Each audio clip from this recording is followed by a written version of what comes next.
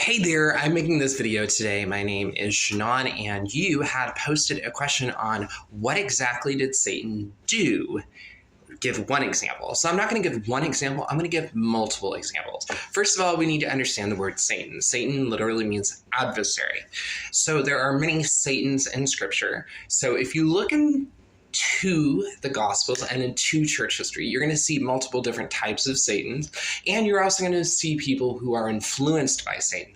So that is many examples alone. But I'm not going to start there. I'm actually going to go way, way back to the beginning of time. Now, most people think that there is a split between Christian theologians because they don't know if Genesis happened during the time of Genesis or if Isaiah and Ezekiel's parallels to ancient history happen in a pre-Adamite time frame. Regardless of which of the 2 points that you believe, the first thing which he truly believed is he could be as equal as the God in heaven over all of creation and be able to make his own creations himself to be as equal in power and as equal in stature. The second thing that he did is he took a third of the angels and convinced them.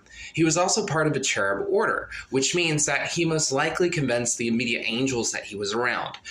In addition to that, when Adam and Eve are in the garden, he sits there and puts pressure on Eve. Now, we know in Scripture that he came as a serpent, but in that time, they didn't have their legs gone yet. Interesting biological fact, they found that actually snakes used to have a spot for legs. Who knew?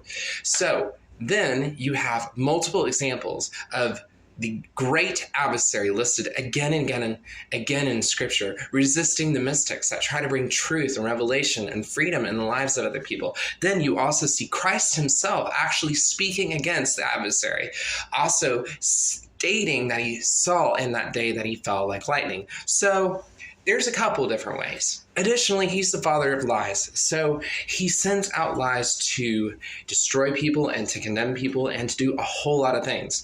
So you're looking at over 8,000 years of history that is recorded. We know that the time of the flood goes back to about 9,500, or excuse me, wrong, 12,500 according to recent archaeology. And in those time places, you have all over the world people developing temples to not their creator, but to the falling angels or the Anunnaki. Whatever you follow and whatever you look into history, those are a few examples of the things that he said. Now, if you want more examples, I can go ahead and go through all of history and talk about all of cults and religions. Oh wait, you can Google online yourself.